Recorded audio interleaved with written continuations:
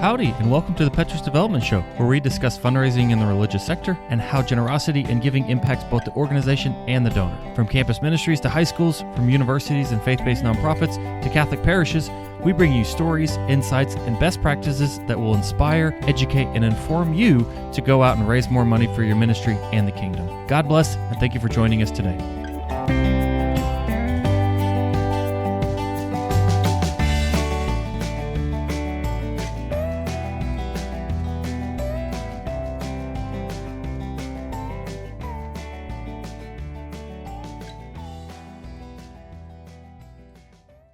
Well, howdy everybody, and welcome to the Petrus Development Show. My name is Rhen and Matt with Petrus Development, and joining me today, as promised, is Matt Bond. He is the executive director of the Santa Fe Family Life Center, which hosts a big gala and some other events throughout the year. He is the former development director at the St. John the Evangelist Catholic Students Center at Oklahoma State University, where he helped lead a $27 million campaign a few years ago to build a new church, and during which they did a whole bunch of fundraising events and different activities to raise that big money for the campaign. He's a consultant with Petrus Development.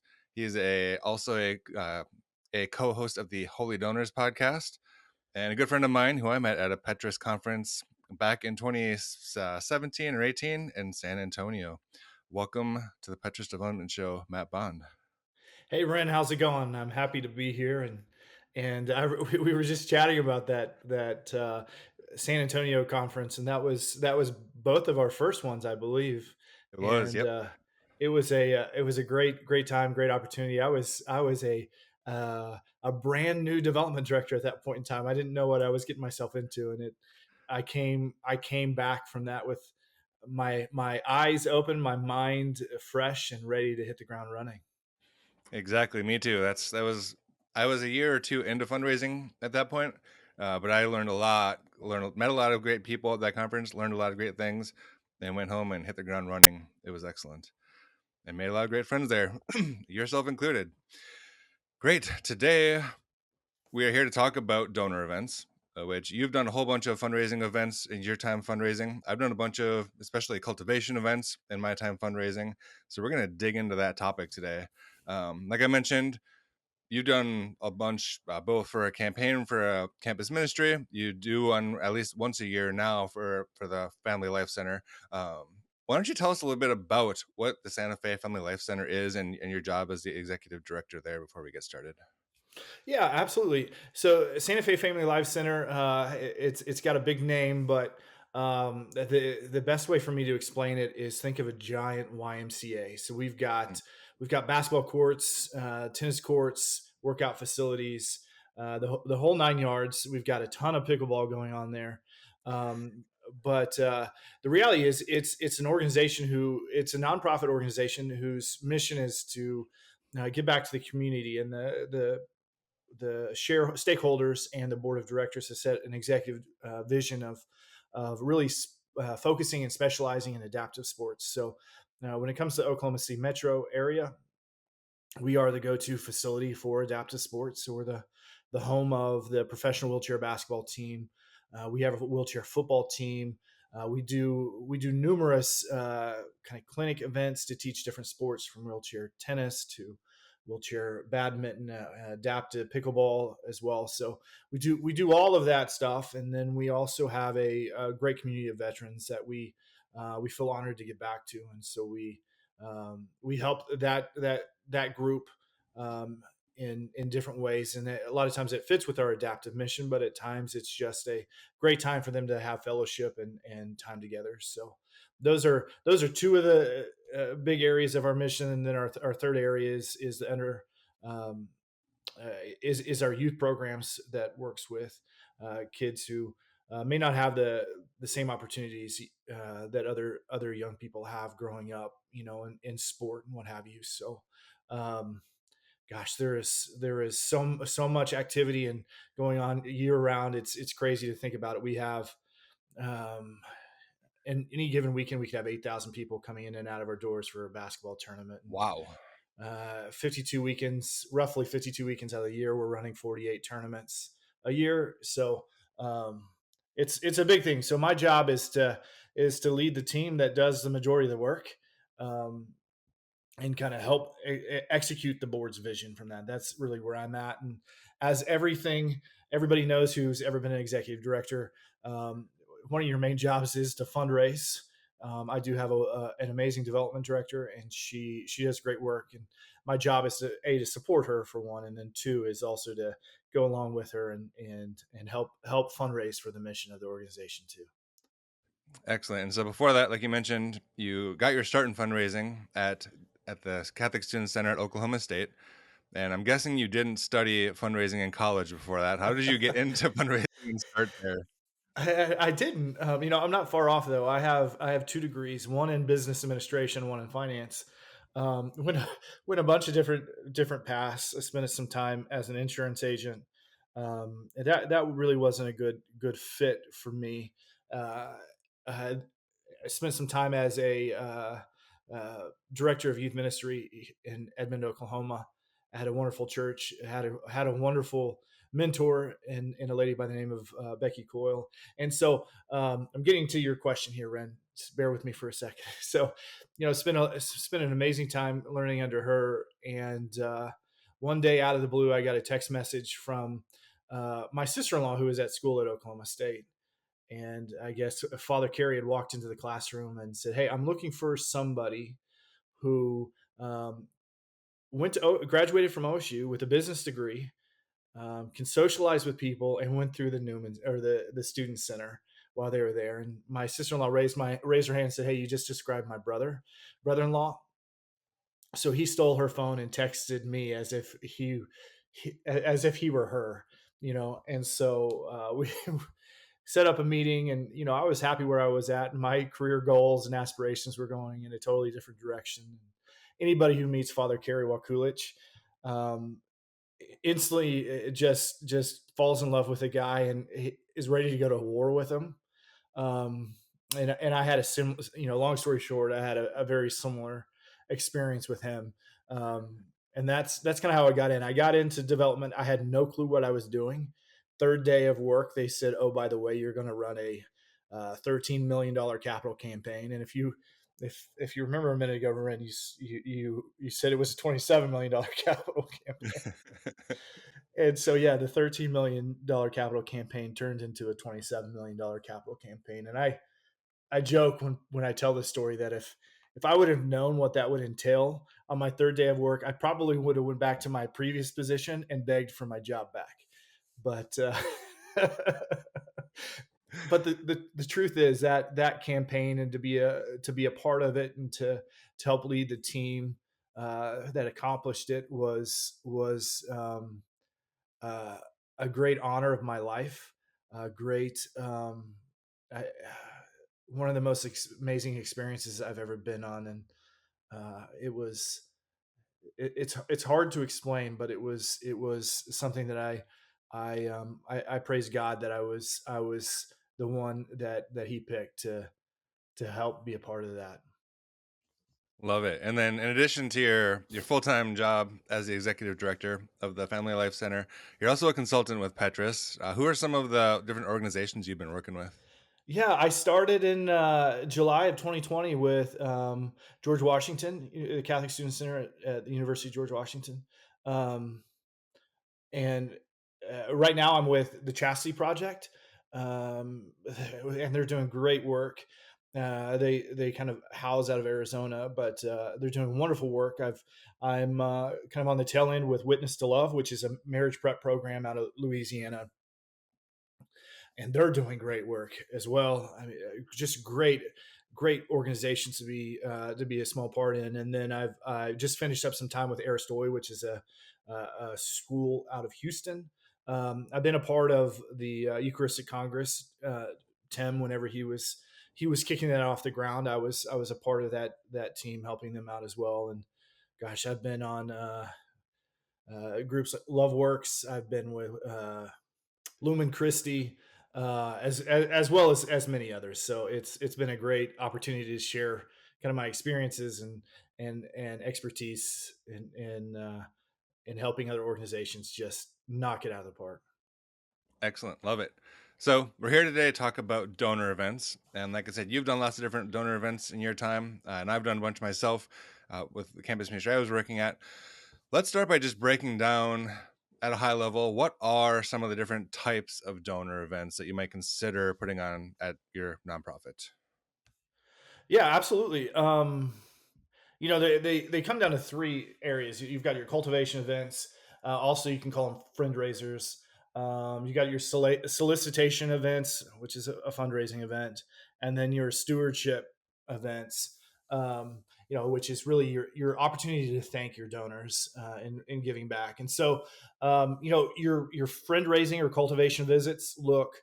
They could be a golf tournament. They could be, a tailgate at your student center. It could be an event where you invite the great development director in Oklahoma City does this, where he invites some of his great friends to a local parish who does a Christmas caroling, Catholic Christmas caroling Oh, wow. event, and that's a great one. He uses that as both a cultivation event, but also a stewardship event to his donors. Your solicitation events could be big or small. That could also be called a golf tournament. Your galas would fall under that. But any event where you're asking for a specific gift or support from your individuals, and stewardship again is your thanking event.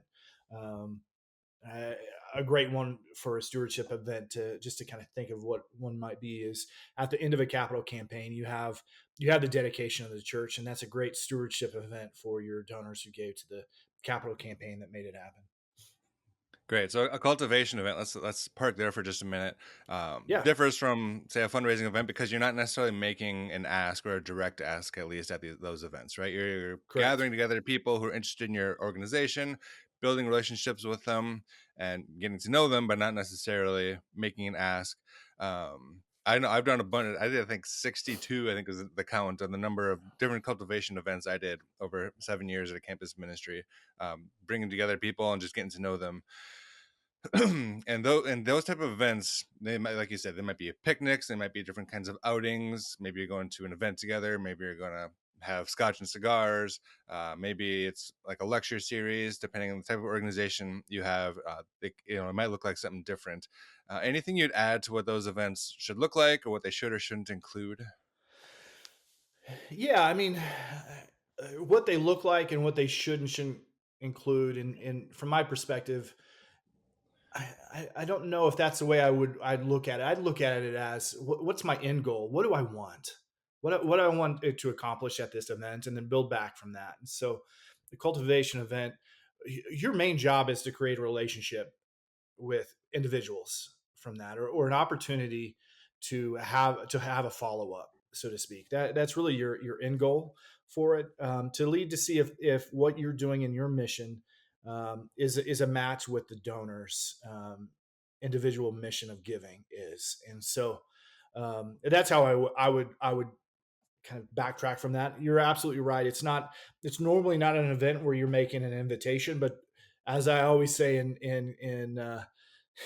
in this line of work, especially when I'm consulting, is always be prepared to make a solicitation, no matter where you're going, what event you're at. Always be prepared in case a donor gets to it. Great cultivation visit I had. At the end of it, he looked over and said, "All right, what do you want?" He just jumped straight to it, and so we were prepared at that point in time to share, what the next visit was, which would be a stewardship, and events go the same way with that. Yeah, it's a great way. You want to get people in the door and build connections with them, right? I had Yeah. several donors that I tried to get one-on-one visits with, would never respond to my calls and answer my messages. They would never respond to my emails.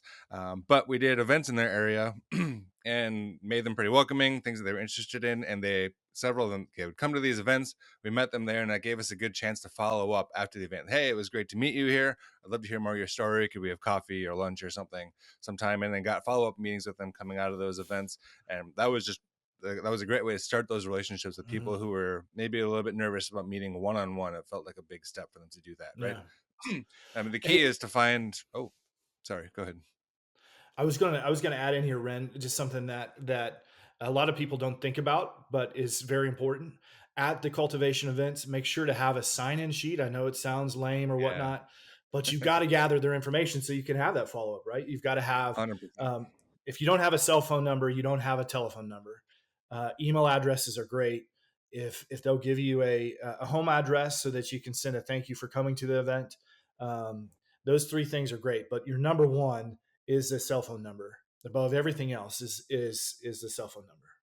Exactly. Encourage people to bring their friends who might be interested, right? And I think a key to those type of events is to create an event that your particular audience is interested in, would want to go to, right? I was Yep. working at a campus ministry for a university that's hundreds of miles away from any other city. It's in the forest on the shore of Lake Superior. It's a very like casual, outdoorsy culture. So we did a lot of cultivation events that were picnics in a park, brats on the grill, just very casual feel. For some organizations that would be way too casual. They may have a more formal culture. It might be more of like a wine and cheese. For the alumni we were working with, wine and cheese would have felt like pretentious, and Yeah. you have to kind of meet them where they are and design an event that appeals to them specifically. So Yep. Yep. what those Absolutely. events look like can change from one organization to the next. You know, Great. in So Oklahoma, Ren, you can have your wine and cheese and your brats at the same time. I'll have to visit and find out. That sounds like a nice way to do it. Excellent. So you mentioned stewardship events, donor recognition, right? Recognizing volunteers. It's always important to say thank you. Let's move into fundraising events. And I think we're going to spend most of our time there today. Can you talk about what some of the different types of fundraising events are? I know you mentioned them a little bit, but let's kind of break them down a little bit. What are some different types of fundraising events that you might host for your organization? You know, the big ones and the obvious ones are your galas and your golf tournaments. You know, those are the when you think of fundraising event, at least I do. That's kind of where I automatically go to. Um, you know, but you also have these smaller ones, and ones that I'm a great fan of. I've seen a lot of great success personally from it, and then with some of the clients I've been working with from them as well. And that is what I call the greatest friend events. It's an event where you it's a very homely feel. It's usually done in a home. Sometimes people will do it at a restaurant or in a small room at a parish, but it's a quaint event of anywhere from six couples, maybe as high as 12 couples, come together, and it's usually over a meal, with an opportunity for us to get up and speak about our mission and what we're doing, and then have an invitation to join in that mission through a gift. And so that's a great one. We can go into more detail on that as we get closer. Are you ready to unlock transformational growth for your organization? It's time to grow your mission to new heights and make a lasting impact. Picture this: building meaningful relationships with donor prospects and asking them for gifts that can truly multiply the impact of your mission. That's what Major Gift Fundraising is all about.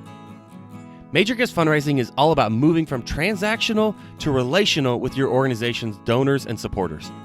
It's time to put aside high-effort, low-return activities like bake sales and car washes.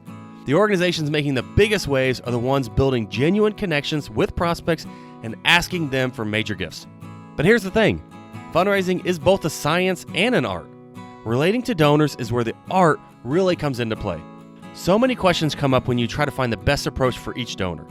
What's the right approach for this prospect? When should I ask for a gift? How much should I ask for? What project should I invite them to support? It can take years to master the art of building these crucial relationships with donors. But here's the good news. Working with a Petrus fundraising coach in our Major Gifts coaching program will shorten that learning curve and maximize your return. Here's what's included: weekly check-ins. Your fundraising coach will be by your side with weekly calls to answer your questions, strategize for donor meetings, and provide feedback on recent interactions. In-person coaching. Your coach will spend valuable time with you in person, whether at your headquarters or in the field. They'll accompany you on donor visits, offering personal feedback and coaching to supercharge your Major Gifts fundraising efforts. Course access. You'll have 24/7 on-demand access to the Petrus Boat and annual manual courses. These resources cover fundraising fundamentals and annual fund growth, giving you a solid foundation to build on. But don't just take our word for it. Listen to what Father Ben Haas, pastor of St. Albert the Great University Parish at Michigan Tech, had to say about Major Gifts coaching. Since beginning Major Gift Coaching, we've seen substantial growth in overall giving, total donors, and total number of gifts. We built relationships with a new advisory council, hundreds of alumni, parents, and other supporters through face-to-face meetings. So, if you're listening to this and ready to take your organization to new heights, visit petrusdevelopment.com/majorgifts today. Let's embark on this journey of transformational growth together. That's petrusdevelopment.com/majorgifts.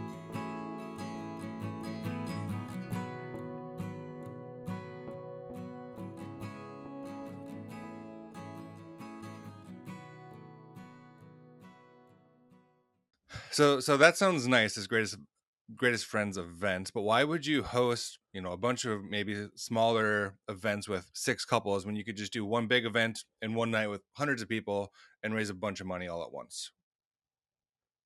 Ren, it's a great question. I mean, the obvious person is why not? Why not be as efficient as you can and do that? But the truth is, the big events aren't as personal. You don't have the opportunity to talk to each person at an individual level and create that relationship.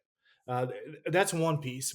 But on a second side, if you look at the way that they're kind of done, and this is the way that I feel is the best way to do it, is you have from the name a greatest friend. It could be a board member, a committee member. It could be a parishioner that's been around a long time. It could be a local priest if it's not a church that you're raising for. It could be your bishop, but individuals who are great friends of yours host you at their home. And again, I'm giving a playbook of how the best way to do it.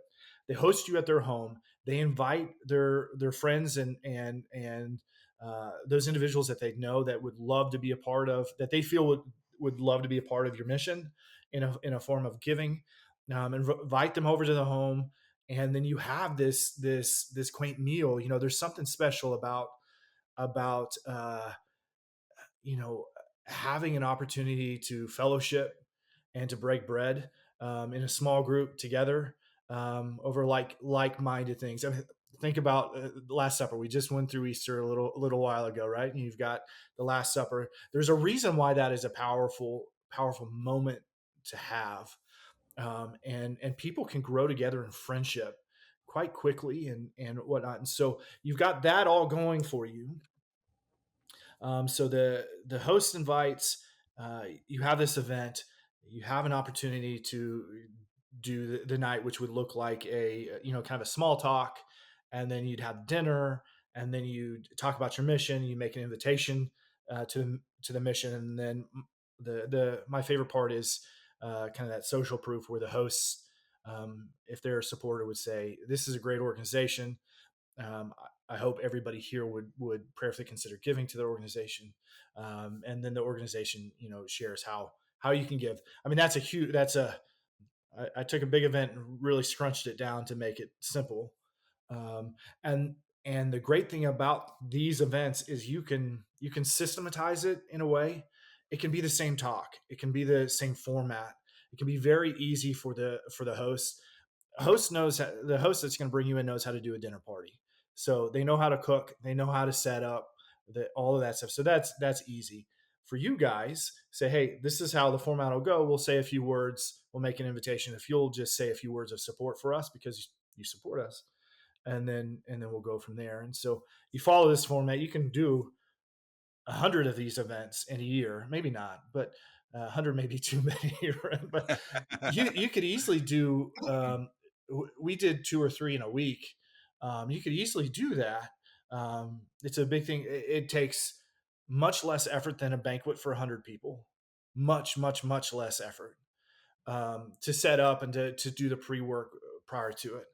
Um, so it can be done, and the reality is, if you're doing 2 or 3 a month, we'll say, you can reach 100 people quite quickly in that year's time. Whereas if you're doing a 100-person event, you have all the expenses that go into it, all of the personnel and time capital that goes into it to put it on. It makes it much more difficult, and you're putting all your eggs in one basket. So if you have in Oklahoma, if you have tornadoes that night, you've got to cancel your event. In Michigan, where you're at there, Rhen, you might get 12 feet of snow, and then you've got to cancel your event. So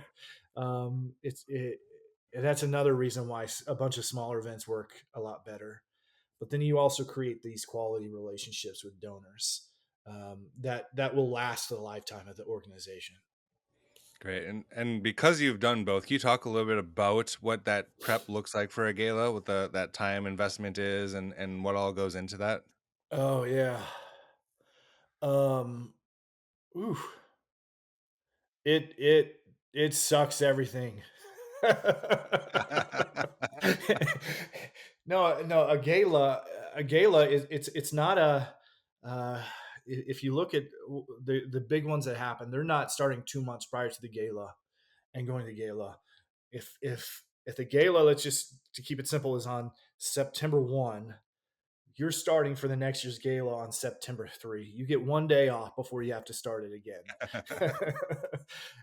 And so the reality is you're looking at okay, who are we going to invite in for? Usually you give away some kind of an award. So who's that going to be? You've got to find out who they are. You've got to invite them in, and you've got to prep all of them. You've got to get your sponsors again. You have to get your tables filled. You've got to find your caterers, your servers, your sound, your stage, your location, all of these, your alcohol provider, if you have that at your event. You've got to prepare all of that coming in. And I went over the finding sponsors and table people to fill tables. Those take the majority of your time.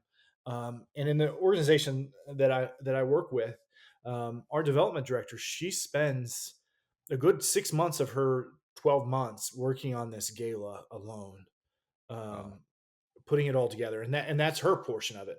We have other people on staff who take chunks of it and do it as well, and then I take a huge portion of it too. Um, personally, Ren, I if you don't have a gala, I wouldn't bring it in. If you Yeah, if you have a don't have like a gala, history of it. Right. right. If you have a gala, I would continue doing that work, because they are good fundraising tools. They're a behemoth to get started and to Right. continue running. But there's so much expense going into it. It's tough to start it out. And if you're a one man show, don't even look twice at a gala.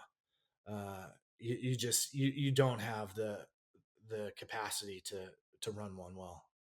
Gotcha. Excellent.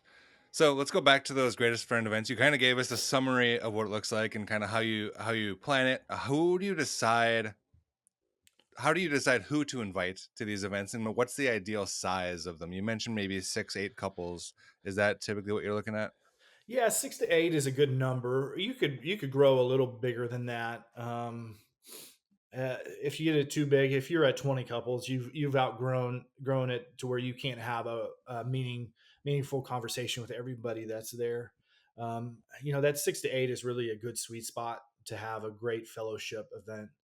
Um, the who to invite though is one of the great aspects of this, and I mentioned it a little bit earlier, but I want to say it again, is the host. Encourage your host to find individuals within their circle who would have a love for your ministry too, who either want to hear about it and have a capacity to give toward it. That's a great avenue to go. One thing we did have is we had a couple in our campaign. They loved to host parties at their home. And they hosted quite a few for us. And so, if I remember right, he invited a group of his group for one event, and then we had another event where she invited her circle of friends into it, and then we had a third event at the same home, same ordeal where we invited some of ours. And so, in the instance where we did the inviting, we were looking for again individuals who were in the area who were trying to get in front of, trying to share what we're doing.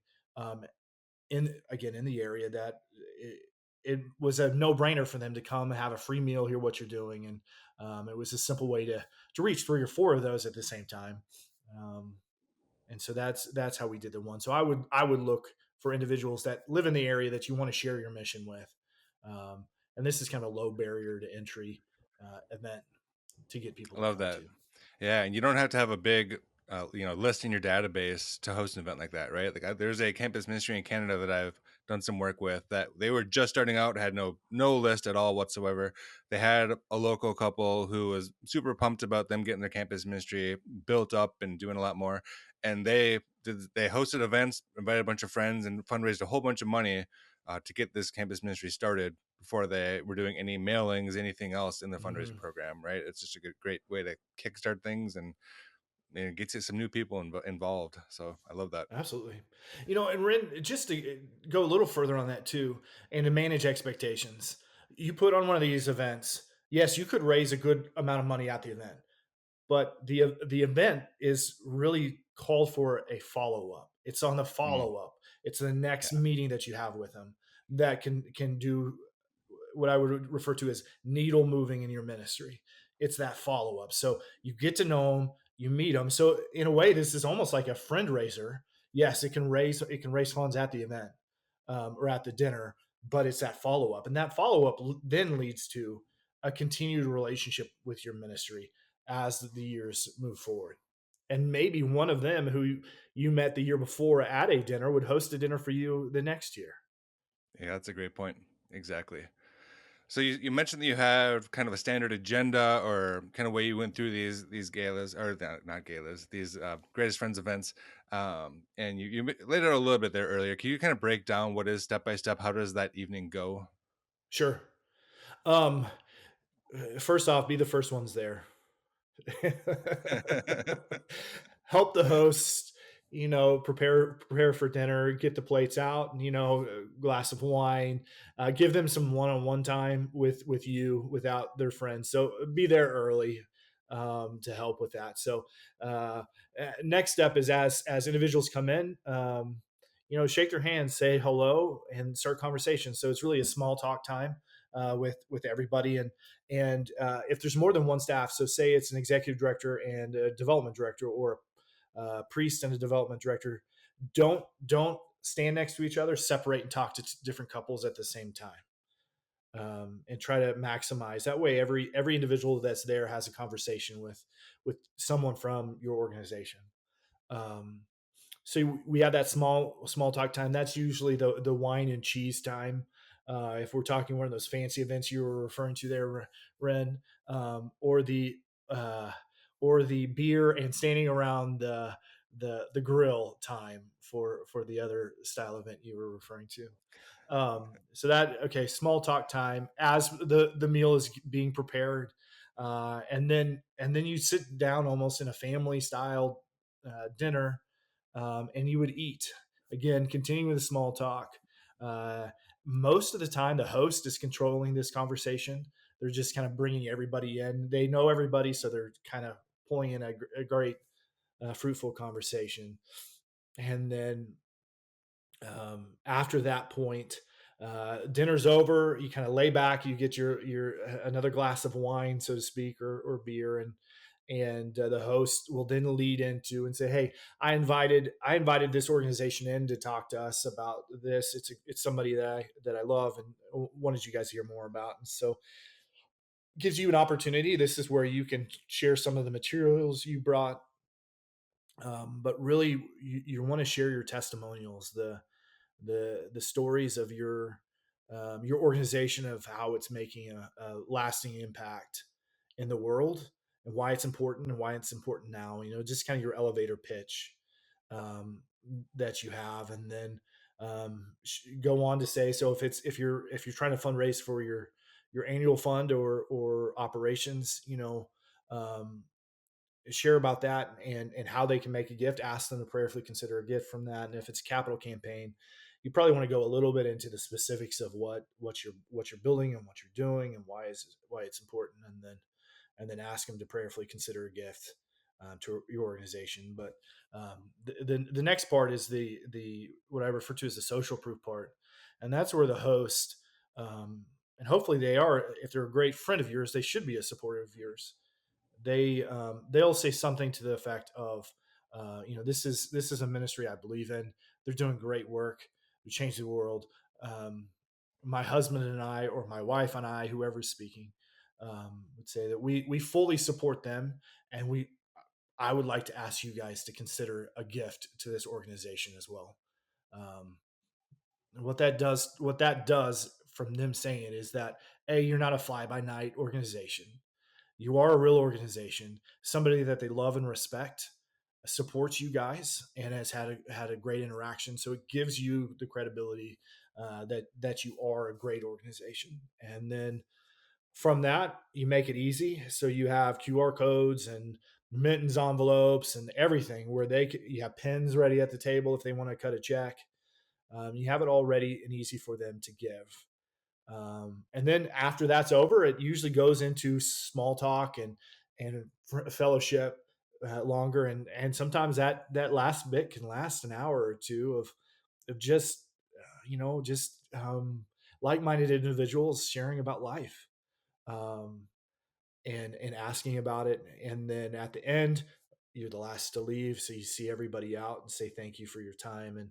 And from that, if they gave a gift, you better get a handwritten thank you card out the next day or the next day to them, just to thank them for coming. You should send everybody who came a thank you card, but especially those who gave a gift that night, and those who didn't give a gift that night, that you feel a follow up would be good. Call them up and say, "Hey, it was great to talk to you. I'm going to be back up there on next Tuesday. Are you free for a cup of coffee?" And follow up from that. And at that meeting, make an individual ask to them from it. So That's great. So you didn't make a specific ask amount at a lot of your meetings, is what I gather, right? You kind of made a general ask for support, knowing that everybody's probably in a little bit different place in their capacity to give. absolutely, that's correct. Yep. At Petrus Development, we know that almost nobody goes to school to learn the ins and outs of development and fundraising. It's just not something that comes naturally to most of us. But fear not, because we're here to help you on your fundraising journey with the Petrus Annual Manual. The Petrus Annual Manual is a 12-month program designed to turbocharge your fundraising efforts. We connect your organization with a dedicated and experienced fundraising coach who will guide you every step of the way. Here's what you can expect: access to online, on-demand training videos and how-to guides that show you exactly what to do and how to do it. Dozens of samples and templates for newsletters, appeal letters, and more, so you don't have to reinvent the wheel. Twice monthly phone or video calls with your very own experienced fundraising coach.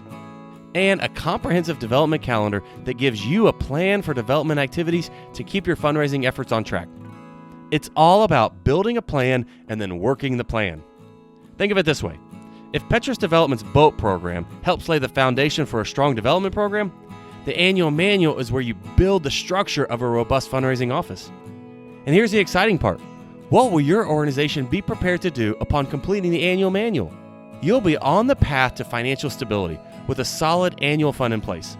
That means you'll be ready to take on significant growth in fundraising with a pipeline of donors and prospects to approach for major gifts. So, if you're ready to transform your organization and make a lasting impact, visit petrusdevelopment.com/annual manual today to learn more about the Petrus Annual Manual. It's time to supercharge your fundraising efforts and expand your organization's impact, one step at a time. That's petrusdevelopment.com/annual manual.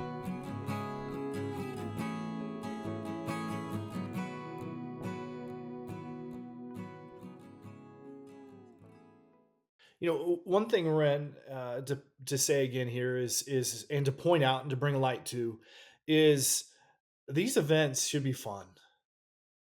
You should enjoy doing them. Right. Yeah. Everything about the night should be a great time. I mean, you should look forward to this. As a development director, if you're not, you're doing something wrong. Yeah. um, it it gives you an opportunity to share the mission that you love over great food with great people. You should love doing these. I personally found it. I love doing it. I got energized by doing them. I look forward to doing them, and that's one thing to think about with this. Not everything that we do in development is a lot of fun. We've got to do it because we've got to do it. But this is an event and an item that you can put in your toolbox. That's a lot of fun to put together and to do. So you mentioned an item in your toolbox. Can this be your whole toolbox? your whole toolbox your main source of fundraising revenue, do you think, or does it have to be more along with it? You know, I am a relationship fundraiser. I think one-on-one visits and individual relationships, that is a way to raise funds for an organization. So I said toolbox because it's one thing that you can do. You can't focus on this and expect it to float your entire ministry. It should be something that you have, that you can use and that you want to use. But don't have it be your sole focus. It's the same as an organization who puts all their eggs to one gala a year. Something happens to that gala, your your ministry could die, because that's everything to it. Same goes with a golf tournament, or if all you do is grants, the same thing could happen. But if you did a greatest friends event, if you had, let's say you had a golf tournament, um, and then you had the relationship ministry, or the relational fundraising piece of what I'm talking about, where you're continually making phone calls, setting up appointments, setting up visits, going on visits, making invitations to individuals as another piece. You'd have a full toolbox to be able to continue. So if one fell short, the others could pick up and make sure that your ministry thrives. Right. That's a perfect point. I want one question just came to mind. Actually, I wanted to go back to with these events. Is there a best day of the week that you found to hold events? Should they be on weekends? Should they be on weeknights? Do you have any thoughts on that? That's a great question. The majority of the events that we had, they were on a Monday through Thursday evening. Right. We found a Friday night, Saturday night, Sunday nights are tough to get groups together. You're really looking at a date night for those nights of the weeks. I mean, yes, it is a date night, but the other nights of the week, it's easier and simpler to do. So I would focus on those. You're going to find people are very busy, and if you move forward and stay off their busiest nights, which are Friday night, Saturday night, and Sunday night, there's a higher opportunity and chance that they'll be able to attend. Yeah, that was my experience too. Like I said, in doing a bunch of cultivation events, whatever it was, 5, 6 dozen of them, we found Tuesday and Thursday nights were always our best nights year after year across the board. For whatever reason, we would hit 6:30 p.m., give people time to get home from work and get through traffic to our event, and it was early enough if they had kids. The kids weren't quite going to bed yet. Mm. And Tuesday and Thursday nights, and we did it every different night of the week. We tried everything. It's really what you have to do is test and kind of see what your particular audience responds to, what works for them. But that Yeah. does seem to be some of the best nights, especially before the K through 12 school year ends. Actually, is what we found. If it's in the summertime when the kids are out of school, people are traveling, and it's all good luck. Yeah, you'll never know Yeah. what you'll get in a given evening. So Yeah. But with the hosts, and only looking at 6 to 8 couples, right. um, there is a great opportunity that they may want these 4 couples to come, but they're busy, but they keep going through their circle of influence, and they fill the rest of those spots with great individuals.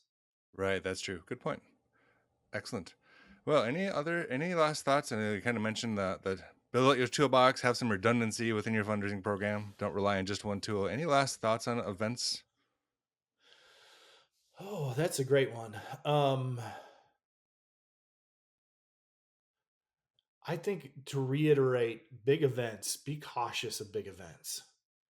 Be Right. very, very cautious of big events. Don't fall into a trap of everybody on your staff fully focused on that for months. There are certain best practices in that I'm sure the podcast has gone into of fundraising.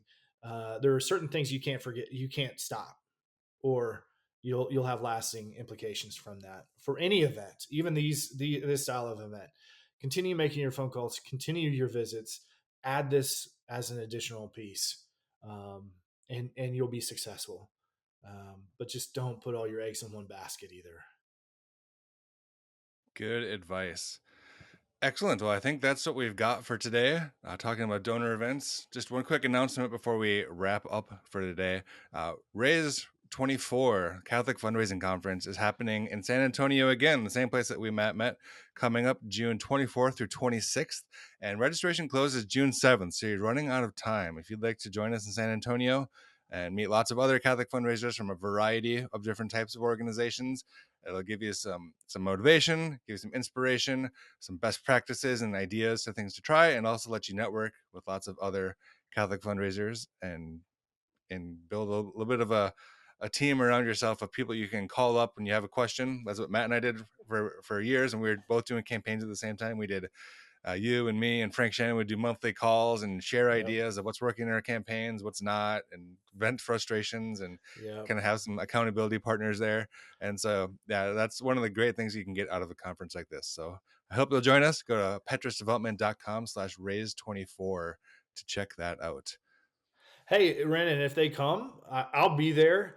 And one of the nights, a couple days before the conference starts, will be my birthday, and so Hey, who knows? I might get a birthday cake and share a piece of cake with everybody who's there. there we go. Maybe a cigar and a walk down the Riverwalk There you is go. the way to celebrate. I think that's what we did years ago. Yeah. Excellent.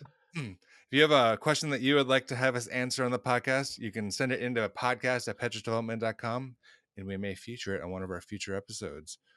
If you'd like to take the stress out of planning for your organization's next event, you can check out Petrus's free event planning task list, which we made available for you at petrusdevelopment.com/142.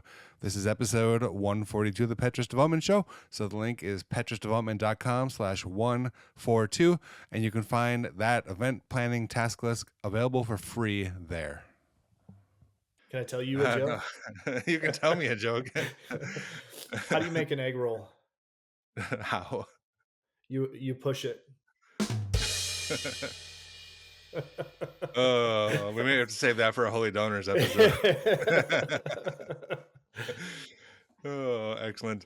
Well, thank you everybody for joining us. We hope you have a great day, and God bless.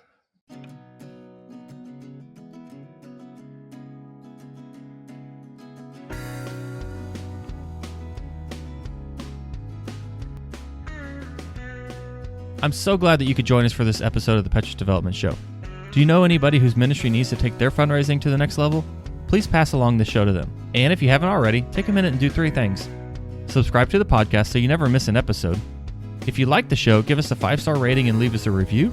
And check out our website, petrusdevelopment.com. Your ministry and the kingdom need good people doing great development work, and your donors receive just as much benefit from giving as your organization does from receiving. And as it says in Luke 5, cast your nets out into the deep. Be bold and the Lord will provide. God bless, and we'll see you next time.